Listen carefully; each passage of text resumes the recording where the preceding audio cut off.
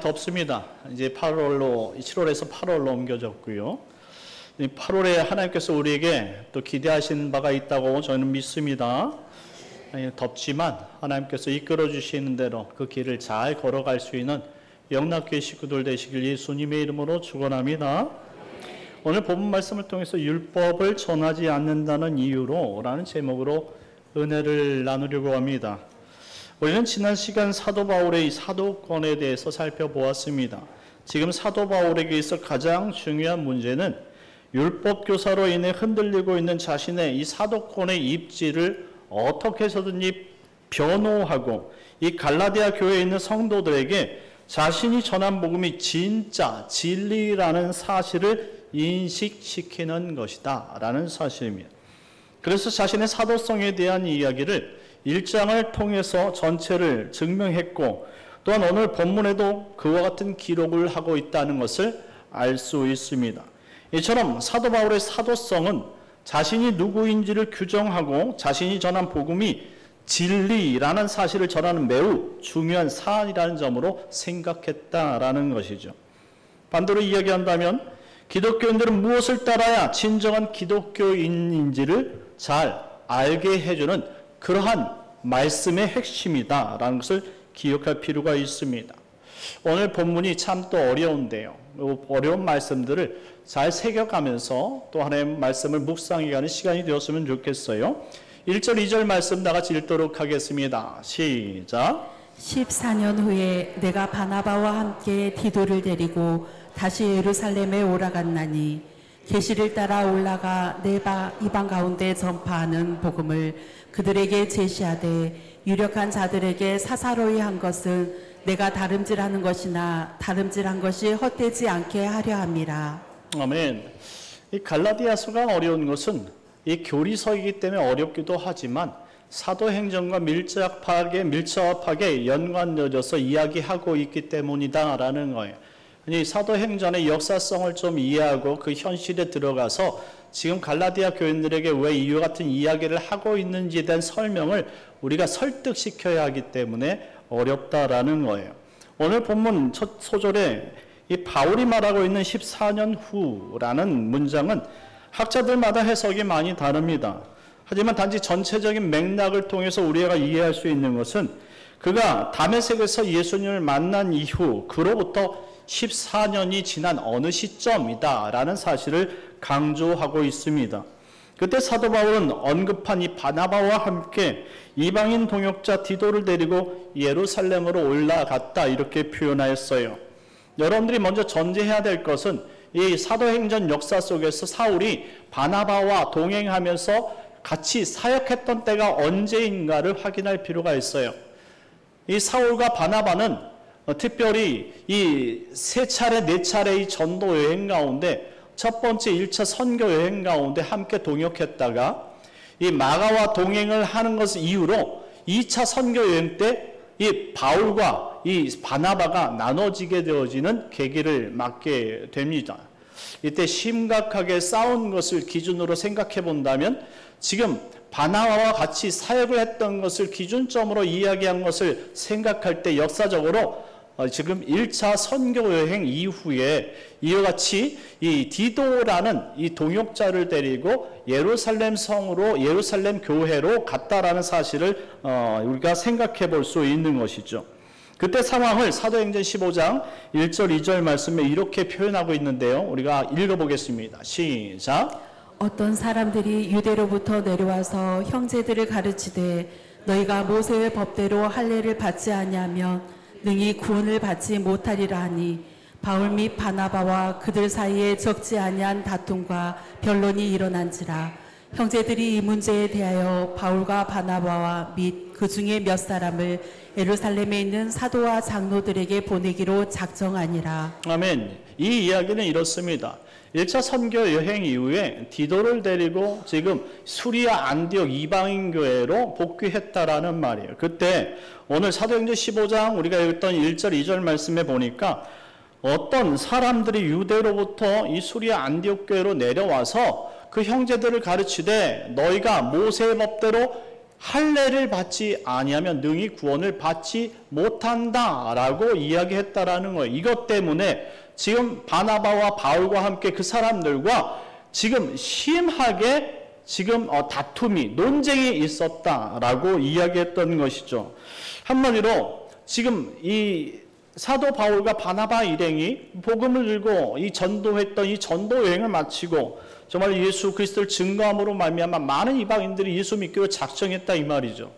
그래서 구원의 기쁨을 가지고 그것을 보고하기 위해서 1차 선교행을 마치고 지금 수리아 안디옥 교회로 지금 돌아왔는데 지금 예루살렘 교회 어떤 사람들이 거기까지 찾아와서 이건 잘못됐다라는 거예요. 왜 잘못됐느냐면 바로 율법을 따르지 않고 그리고 할례를 행하는 자들이 구원이 있을 수는 없다 이 말인 것이죠. 아하, 이것 때문에 지금 바나바와 바울이 드디어 이와 같이 율법을 전하고 그 다음에 할례를 이야기하는 사람들과 대립각을 세우기 시작했다라는 말이에요. 그래서 어떻게 했습니까? 우리가 읽었던 이 사도행전 15장 2절 말씀에 보니까 결국 이와 같은 것을 해결하기 위해서 예루살렘에 있는 사도와 장로들에게 보내기로 작정했다 이렇게 말하고 있습니다. 한마디로 예루살렘 공회에 가서 이와 같은 질문을 하고 구원이 어떻게 이루어지는 것이 거기에 대한 질문에 대한 답을 얻고자 했다라는 것이죠. 자, 사도 바울이 얼마나 날선 장면을 보여주고 있는지 모릅니다. 우리가 생각할 때 일반적인 구원이 아니고 진리가 아니란 문제라면 그것은 이 견해의 차이, 관점의 차이기 때문에 우리가 무엇을 이야기하든지 그 상관하지 않아요. 여러분들이 식사 기도할 때에 여러분들 식기도할 때 식기도하시지요? 식기도 하실 때 눈 뜨고 기도하시는 분이 있고요. 눈 감고 기도하시는 분이 있습니다. 눈 뜨고 기도하는 것이 중요한지 눈 감고 기도하는 것이 그것이 중요한지 어떤 것이 중요합니까? 기도한다는 자체가 중요한 거예요. 그렇기 때문에 눈 뜨고 기도하는 것 가지고 여러분들 가타부타 설명할 필요가 없어요. 그것은 자연적으로 그 성도가 깨달아지는 부분이에요. 기도의 중요성을 알고 마음 작정하고 자신이 기도하기로 작정하기로 원해서 이제 시작했는데 사람들이 많으니 식당에서 눈을 뜨고 기도했다 이 말이에요. 그런데 그것을 하나님이 받으셨느니 하나님이 받지 않으셨느니 왜 눈동자가 보였느니 흰자가 보였느니 이건 중요하지 않다 이 말이죠. 그건 아무런 필요가 없다 이 말이에요. 자신이 마음을 가지고 이처럼 신앙의 성숙을 위해서 남들이 여태까지 하지 않았던 식기도를 하기 위해서 눈을 뜨고라도 기도했다는 자체가 매우 중요한 발전이라는 것이죠. 그럼 이와 같은 일은 사도 바울이 생각할 때 하등의 문제가 없어요. 그런 것을 가타부타 할 필요가 없고 언급하지 않았습니다. 그런데 지금 사도 바울과 이 바나바가 지금 유대인 기독교인들로부터 심하게 경로를 이루었던 것은 진리에 대한 이야기예요. 구원에 관한 이야기란 말입니다. 그러니 지금 사도 바울이 생각했던 구원의 그러한 방법과 그리고 유대인 기독교인들이 생각했던 구원의 방법이 다르다라는 것이죠. 이런 견해가 있을 때 누군가 이 예루살렘 공회에서 확답을 내줘야 된다 이 말이죠. 그 답을 내줄 때 비로소 기독교인들이 구원받는 방법이 무엇인지를 결론 낼 수 있고 그리고 사도 바울도 그리고 또 이와 같이 다른 사도들도 이 구원에 가서 정확히 가르칠 수 있다 이 말이죠. 그래서 지금 그와 같은 주장을 지금 예루살렘 교회에 있는 사도들과 지금 펼치기 위해서 지금 예루살렘 교회로 올라갔다라는 거예요. 그때 예루살렘 공회에서도 소란이 있었다라고 이야기합니다. 사도행전 15장 5절 말씀인데요. 읽겠습니다. 시작. 바리새파 중에 어떤 믿는 사람들이 일어나 말하되 이방인에게 할례를 행하고 모세의 율법을 지키라 명하는 것이 마땅하다 하니라. 아멘. 지금 예루살렘 공회에 모인 사람들 가운데 바리새파들이 있었다 이렇게 표현합니다. 한마디로 이 오순절 사건 이후에 예수 믿는 사람들이 디아스포라 이후에도 복음을 듣고 나서 유대인들 가운데 바리새파 가운데도 있었다라는 거예요. 바리새파는요 학문적으로 뛰어난 사람들이에요. 이 사람들은 율법 교사이기도 하고요. 성경을 연구하는 사람들이요. 이 사람들의 연구학력과 깨달은 것이 있는데 무엇이냐면 모세의 율법을 행하고 적어도 할례만큼은 받아야 된다라는 것입니다. 이것을 지켜야지 선민이지. 이것을 지켜야지 구원받은 백성이지 라고 설득시켰다라는 말입니다. 자, 이들이 이와 같이 이야기할 수 있었던 근거는 선민의식 때문에 그래요. 하나님께서 일방적으로 일방적으로 이스라엘 그 백성들을 선택하지 않았습니까? 그때에 그들에게 율법을 주셨고 그들에게 할례를 주셨어요. 그리고 그 명령을 따라서 행할 수 있도록 하나님께서 은혜를 베풀어 주셨죠. 그래서 그들은 주의를 지키는 대신 안식일을 지켰고 그들의 믿음을 따라서 율법을 행하기 시작했다 이 말입니다. 그것이 전부였던 거예요. 그런데 율법을 주신 이유를 우리가 깨달아야 된다 이 말이죠. 왜 율법을 주셨습니까? 왜 할례를 행하라고 명하신 거냐 이 말입니다. 율법은 예수 그리스도의 그림자예요. 한마디로 우리가 죄인이기 때문에 율법을 주심으로 말미암아 우리가 죄가 있다는 사실을 깨닫고 그 죄를 해결하도록 율법을 주신 거예요. 그런데 이 사람의 방법은 유한하고 한계가 있으니까 어떻게 해야 된다는 거예요? 항상 그때마다 짐승과 제사가 필요했던 거예요. 그래서 정결법이, 제사법이 필요했던 것이죠. 그래서 영원하신 하나님께서 그들에게 은혜를 베풀어 주실 때 이것을 단번에 영단번의 제사로 해결해 줄 방법을 주셨는 것이 바로 어린 양의 예표이신 예수 그리스도라는 사실이에요. 그 안에 할례도 담겨져 있었다라는 것이죠. 하지만 거듭나지 못한 이 유대인들은 이 율법을 행해야지 선민이지.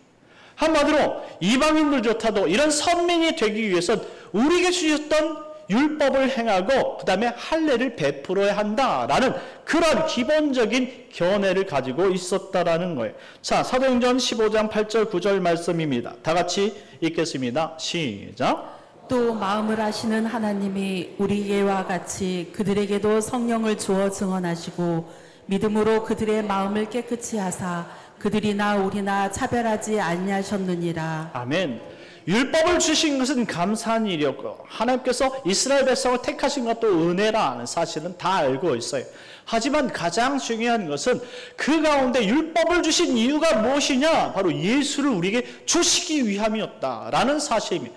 그래서 오순절 사건 이후에 우리가 무엇을 받은 것이냐? 성령을 받을 때 율법을 행해서 받은 것이냐? 아니면 하나님의 약속과 그 은혜로 받은 것이냐? 따져보자 이거예요.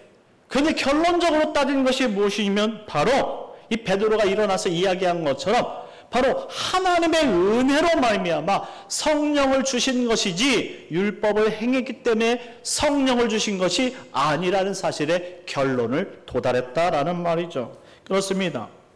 예수 그리스도를 믿는 믿음으로만 구원을 받는 것이었지 율법을 무엇을 행해서 선한 행동으로 구원을 받은 것이 또 아니고 성령을 받은 것도 아니란 사실에 도달했다라는 말이에요. 그래서 사도 바울의 이와 같은 고백을 지금 이 사도행전 15장과 연결하여서 지금 갈라디아 교회 안에 들어와 있는 이 율법 교사들에게 반증하고 있고 갈라디아 교인들에게 그와 같은 사건이 있었다라는 사실에 대해서 먼저 전제하고 있다라는 것이죠. 그래서 본문 3절 말씀에 이렇게 이야기하는 겁니다. 다 같이 읽겠습니다. 시작. 그러나 나와 함께 있는 헬라인 디도까지도 억지로 할례를 받게 하지 아니하였으니 그렇기 때문에 나와 함께 있던 헬라인 디도까지도 억지로 할례를 받게 하지 아니했다라는 말이에요. 구원은 어떤 행위에서 오는 것이 아니라 믿음에서 온다는 이 담백한 진리, 이 진리를 부여잡을 때 구원이 일어나는 것이지 또다시 이스라엘 백성들에게 죄를 깨달으고 주셨던 그 율법을 받아들이고 그것을 암송하고 그것을 행함으로 말미암아 구원에 이른다는 것은 아니란 말씀입니다. 그래서 나는 여전히 이방인들을 대할 때에 정말로 유대인들과 대하는 것과 다른 방식으로 대했다라고 말하는 것입니다. 여러분들 할례는 율법이 가르치고 있는 핵심 교리예요. 이는 남성의 성기표피를 잘라내고 선대로부터 내려온 심판에 이르는 죄를 말끔히 씻어냈다라는 표직이 할례인 것이죠. 할례를 행함으로 사람들의 유익이 무엇이냐면 나에게 죄 씻음 받은 이런 장치가 있었구나. 죄 씻음 받았던 그 표식이 있구나라는 것을 알고 내가 죄인이었다는 사실을 인식하게 하기 위해서 율법을 주셨고 할례를 주셨다라는 말씀입니다. 그런데 더 나아가서 이것은 예수 그리스도께서 이 땅에 오실 것에 대한 약속이었고 예수님께서 이 땅에 오셔서 행한 것은 그 죄를 씻기 위해서 세례를 베풀었다라는 사실입니다. 그러니 예수님 이전에는 할례를 받는 것이 그것이 우리에게 있어서 어떠한 구원을 이루고 그 구원을 깨닫게 하는 어떤 상징적인 요소였다면 예수님 이후에는 예수님께서 베푸신 그 세례로 말미암아 우리 죄가 깨끗이 씻어질 수 있다는 사실을 깨닫게 하는 것이다. 그러니 먼저 마음에 할례를 받고 마음의 세례를 받고 그리고 이 땅에서 많은 사람들 앞에 우리가 죄사함을 받았습니다 라고 공증된 물세례를 받아야 했다라는 것입니다. 그러니 할례를 행하고 율법을 행하는 것은 구원에 이르는 방법이 아니란 사실을 이와 같이 이야기하고 있는 것입니다. 사도행전 2장 21절 말씀에 누구든지 주의 이름을 부르는 자는 구원을 받으리라 라고 말씀해 주셨습니다.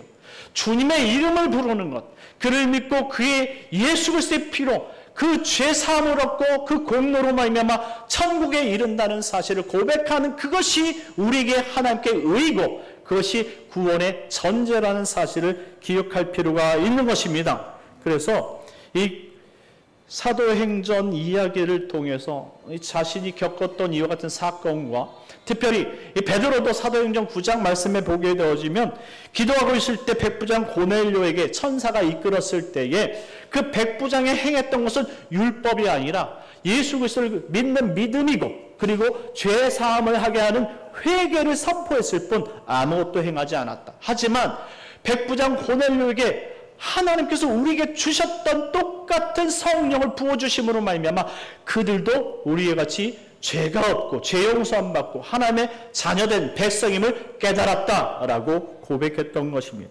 그러니 오늘 본문도 그와 같은 문제를 이와 같이 풀어서 해석하고 있는 것이다 라는 설명입니다. 4절 말씀으로 가겠습니다. 다 같이 읽겠습니다. 4절 시작. 이는 가만히 들어온 거짓 형제들 때문이라. 그들이 가만히 들어온 것은 그리스도 예수 안에서 우리가 가진 자유를 엿보고 우리를 종으로 삼고자 함이로되. 아멘. 가만히 들어온 거짓 형제들, 가만히 들어온 사람들이 문제인 것이죠. 가만히 들어왔다는 표현은 속이고자 들어왔다라는 거예요. 자, 그들은 이미 복음의 자유를 엿보고 율법의 종사무려 하는 것으로 보아 율법을 잘 알고 따르고 가르치려는 율법 교사라는 것을 우리가 알 수 있죠. 그들은 사도 바울을 잘 알고 있었어요. 사도 바울을 잘 알 수밖에 없어요.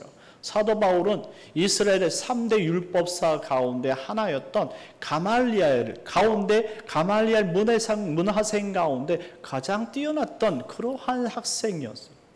그런 사람을 모를 리가 있겠습니까? 그래서 갈라디아서 여러분들 1장 13절 이하에 보니까 얼마나 사도 바울이 열심을 가지고 율법을 따라서 예수 믿는 사람들을 잡아서 죽이기 위해 앞장서는 것을 다 알고 있었다 이 말이에요. 기독교인들도 알 수 있었고 율법을 따르는 모든 사람들도 사울이라는 이름을 모르는 사람이 없었다 이 말입니다.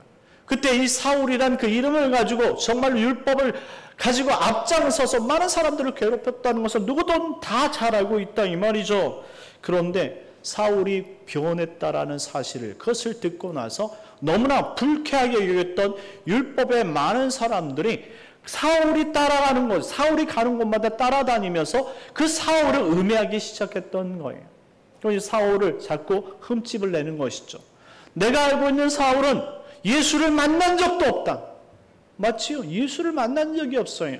우리가 눈으로 볼 때 물리적으로 만난 사건은 한 번도 없었다 이 말이에요.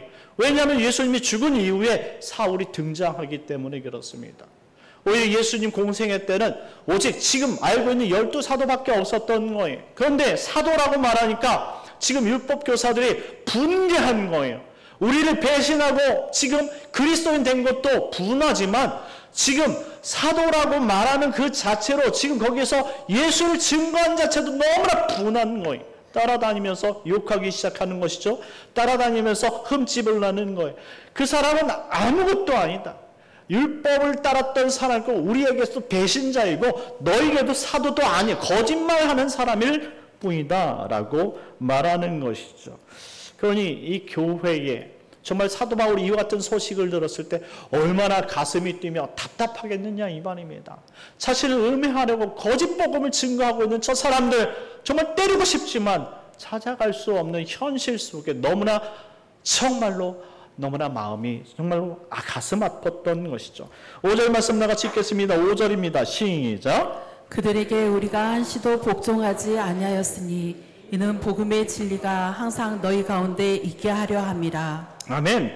그들에게 우리가 한시도 복종하지 않았다라는 표현은요, 사도 바울이 사역하는 기간 동안 그 자리를 쫓아다니면서 괴롭혔다 이렇게 말하는 것입니다.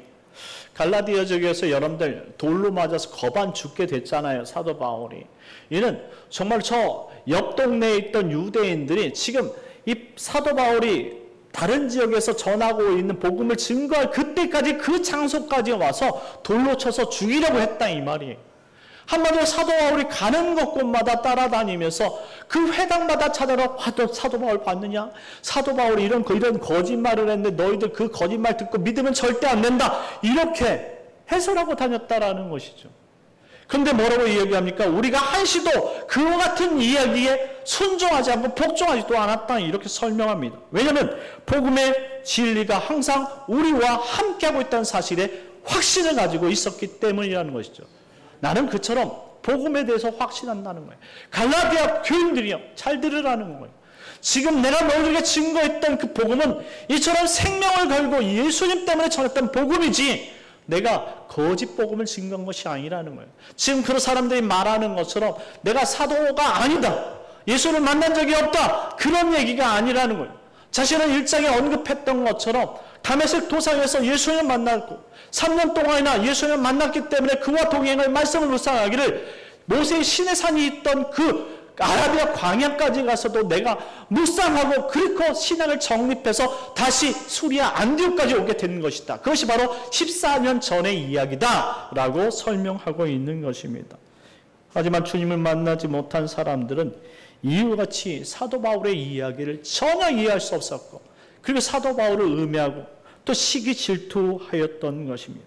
6절 말씀 다 같이 읽겠습니다. 6절입니다. 시작. 유력하다는 이들 중에 본래 어떤 이들이든지 내게 상관이 없으며 하나님은 사람을 외모로 취하지 아니하시나니 저 유력한 이들은 내게 의무를 더하여 준 것이 없고. 아멘. 유력하다 하는 이들은 곧 예루살렘 공회의 대표 사도들을 의미하는 거예요. 예를 들어서 야고보, 베드로, 그 다음에 요한을 언급하고 있는데요. 이 야고보는 12사도 가운데 야고보가 아니라 예수님의 젖동생 야고보를 뜻합니다. 그리고 이 예루살렘 그 당시 수장이었던 베드로, 그리고 나서 요한이 있었던 거예요. 이들도 자신에게 어떤 의무를 더하여 준 것이 없다라는 거예요. 예루살렘 공회 때 이와 같은 정말로 이야기들을 설전을 벌였지만 사도들이 자신에게 이와 같은 율법에 대한 의무를 더해서 전해준 것은 없었다라는 표현이죠.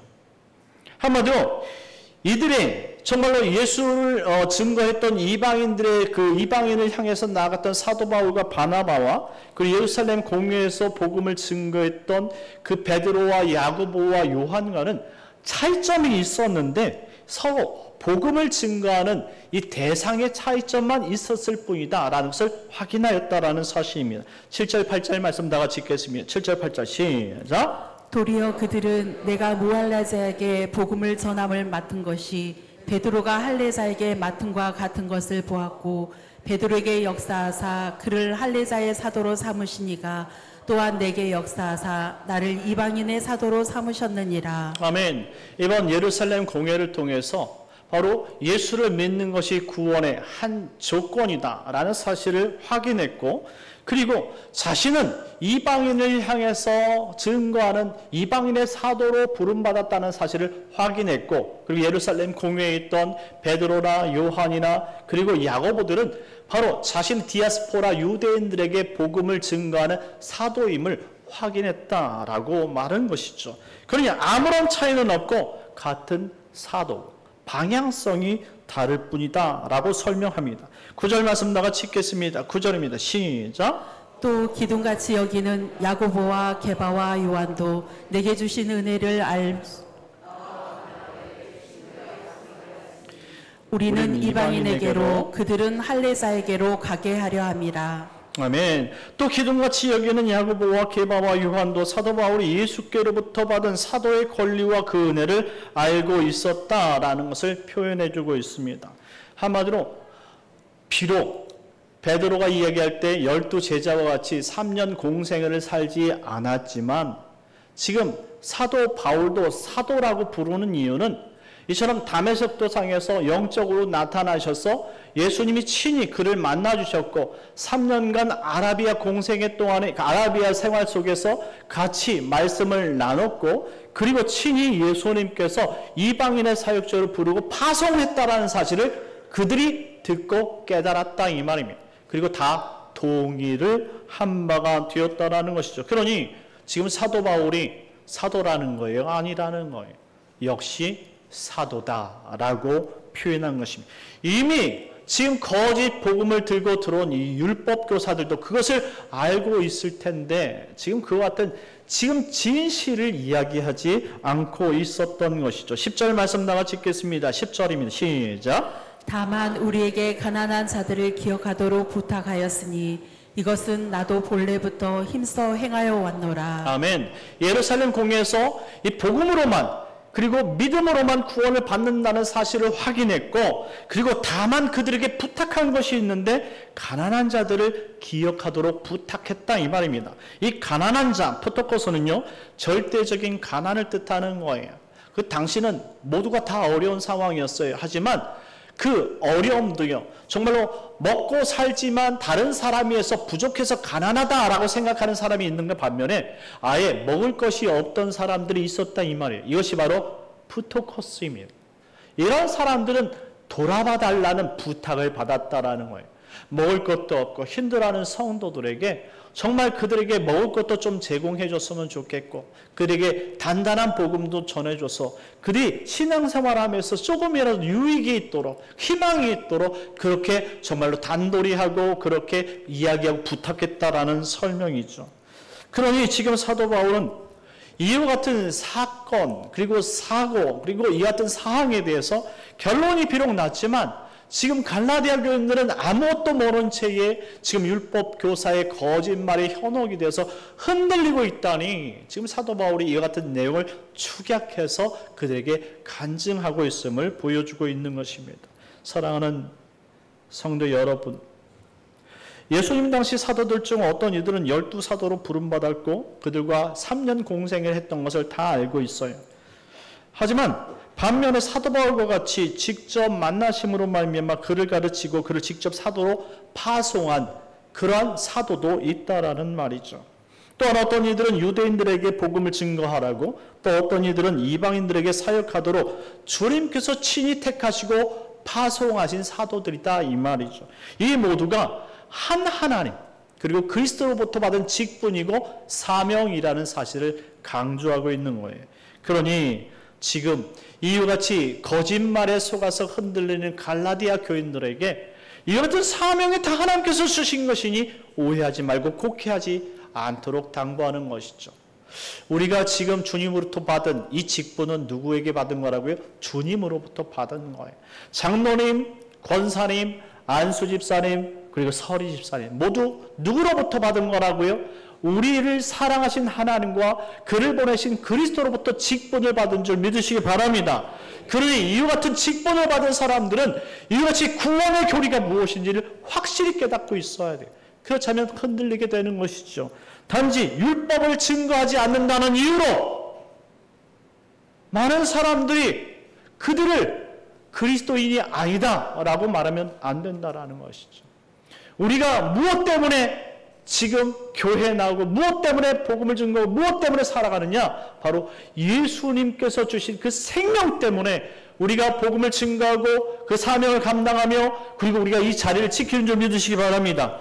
그러니 우리에게 주신 이 사명 하나님께서 주신 것 단단히 부여잡고 우리가 믿는 이 믿음이 무너지면 우리가 천국 가는 소망도 무너진다는 사실을 반드시 기억하시기 바랍니다. 이단들이 이것 때문에 무너진 것 아니겠어요? 이 복음교리 하나를 단단히 부여잡지 않았기 때문에 사람을 믿게 되고 결국 거짓교리에 빠져서 세상으로 나간 것 아니냔 말입니다. 그러니 이 세상 지금 이 시간도 하나님께서 정말로 이 사탄 마귀를 통해서 정말 빼앗기지 않도록 자신의 백성들을 빼앗기지 않도록 정말 각 교회에 선포되어진 그 복음을 통해 단단히 지금 설명하고 있는 이 시대에 여러분들 복음을 빼앗기지 않도록 예수를 단단히 부여잡고 한 주간도 믿음으로 승리할 수 있는 여러분들 되시길 예수님의 이름으로 축원합니다.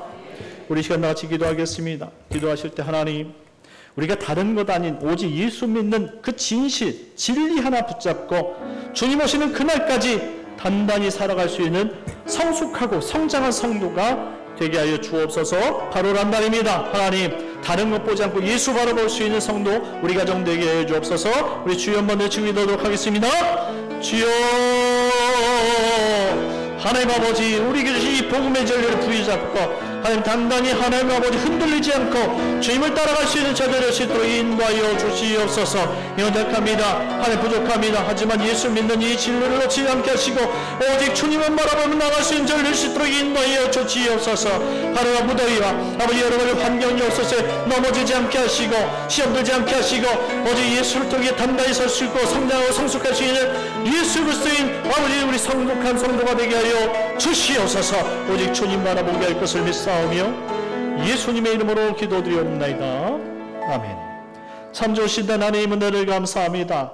우리에게 구원은 오직 예수를 믿는 그것 외에 아무것도 없사오니 하나님 이 복음을 들고 믿음으로 끝까지 살아갈 수 있는 자들 되게 하여 주시옵소서. 아버지 세상이 우리를 속인다고 할지라도 흔들리지 않게 해주시옵시고 하나님 아버지 우리 예수 믿는 이 기쁨을 빼앗기지 않고 오직 주님 오시는 그날까지 예배 자리, 기도의 자리, 은혜의 자리를 지키며 살아가게 하여 주시옵소서. 바로 한 날이 무덥다 할지라도 어디든지 이 진리를 부여잡고 승리하는 우리 성도들 되게 할 것을 믿사오며 예수님의 이름으로 기도드리옵나이다. 아멘.